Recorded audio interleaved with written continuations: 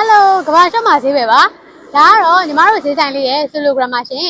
ဗါတဲ့ကဘာရှော့မှာဈေးပဲပါမင်္ဂလာပါရှင်စစ်ကင်လေးစားအပါတော့မိဘပြည်သူများနဲ့ညီကိုမောင်နှမများအားလုံးကိုကဘာရှော့ကုမ္ပဏီမိသားစုမှနှုတ်ခွန်းဆက်သလိုက်ပါတယ်ရှင်မိဘပြည်သူများလို့ရှိတော့မြန်မာအစားအစာမြန်မာအစားအခြားသောအိမ်သုံးကုန်ပစ္စည်းများကိုကဘာရှော့ website မှာတစ်ဆင့်မှာယူအားပေးလို့ရတယ်လို့ကျမတို့ရဲ့ website Facebook အစရှိတဲ့ social media platform ကနေလည်းမှာယူအားပေးလို့ရပါတယ်ရှင်နောက်ပြီး mini shop ကိုလည်း local မှာဖွင့်ထားတာဖြစ်တဲ့အတွက်လူကိုယ်တိုင်လည်းလာအောင်အားပေးလို့ရတယ်လို့ပြောပြရစီရှင်ဆိုရင်တော့ဘာလို့သေးလို့လဲကိုယ်တိုင်မအားလို့မလာနိုင်ရင် website ကဝယ်တိတိကျကျကြည့်ပြီးမှဝယ်ချင်တယ်ဆိုရင်တော့လူကိုယ်တိုင်လာပြီးဝယ်ဘာလို့သေးလဲအားလုံးကိုစင်ပြေလို့ဒါကြောင့်လှမ်းခဲ့လိုက်ပါရှင်ညီမတို့ရေ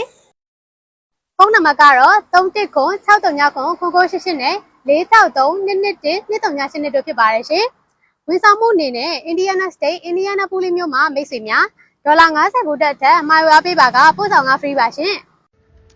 မိဘပြည်သူများအားလုံးကိုယ်စိတ်နှပြကျန်းမာချမ်းသာကြပါစေရှင်